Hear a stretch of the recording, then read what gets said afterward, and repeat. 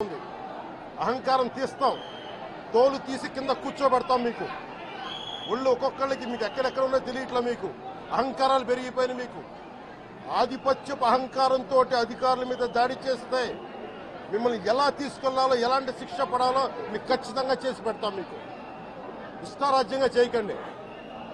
అహంకారంతో నడినెత్తి మీద కళ్ళు నెత్తికెక్కాయి. మీకు ఈ ప్రభుత్వం చాలా త్రికరణ శుద్ధిగా అందరం కూర్చొని మేము కలిసికట్టుగా ఉన్నాం. ఇక్కడ ఇది కూటమి ప్రభుత్వం, ఇది వైసీపీ ప్రభుత్వం కాదు. ఇది ఇష్టారాజ్యంగా మీరు చేస్తారంటే కామ్గా కూర్చునే ప్రభుత్వం కాదు.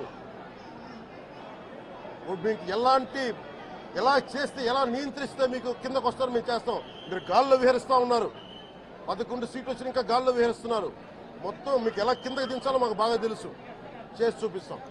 ఇదే కాదు, ఈ సందర్భంగా ఏ నాయకులకైనా సరే అధికారుల మీద దాడి చేసినా, అధికారులు విధులు నిర్వహిస్తుంటే అడ్డుకున్నా చాలా కఠినమైన చర్యలు ఉంటాయి.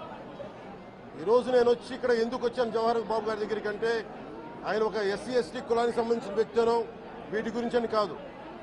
ఎవరైనా సరే ఇర్రెస్పెక్ట్ ఆఫ్ కాస్ట్ ఆధిపత్య ధోరణితోటి కనుక దాడి చేసి విధుల నిర్వహణకు అడ్డం వస్తే ఇది ఉపేక్షించే ప్రభుత్వం కాదు. ఎస్పీ గారికి కూడా చాలా స్పష్టంగా చెప్పాం. వారికి ఎవరైతే తప్పించుకొని తిరిగారు ఇంకో 9 మంది, వారిని కూడా పట్టుకోమని చెప్పాం. వారికి తగిన విధంగా కౌన్సిలింగ్ చేయాలి, అలాగే కఠినమైన శిక్షలు పడాలి.